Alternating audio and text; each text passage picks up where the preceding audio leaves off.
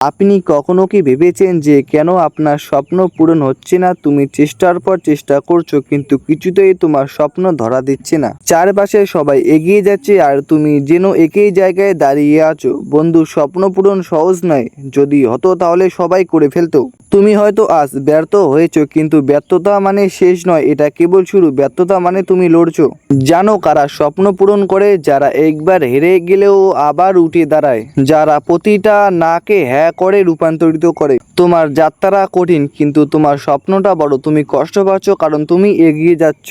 তাই আজ যদি মনে হয় সব কিছুই শেষ, মনে রেখো এটাই শেষ নয়। যখন তুমি থেমে গেলে স্বপ্নটা চিরদিনের জন্য হারিয়ে যাবে। কিন্তু তুমি যদি আজ আরেকবার দাঁড়াও তাহলে কাল তোমার গল্প হবে এক নতুন শুরু। স্বপ্ন পূরণ হয় শুধু তাদের যারা কখনো হাল ছাড়ে না। লাস্ট পার্ট, কখনো হাল ছাড়ো না বন্ধু, কষ্ট করতে থাকো, একদিন সফলতা আসবেই। তাই কোনো কাজকে ছোট মনে না করে নিজের মনের আনন্দেই কাজ করতে থাকো, একদিন সফলতা আসবেই।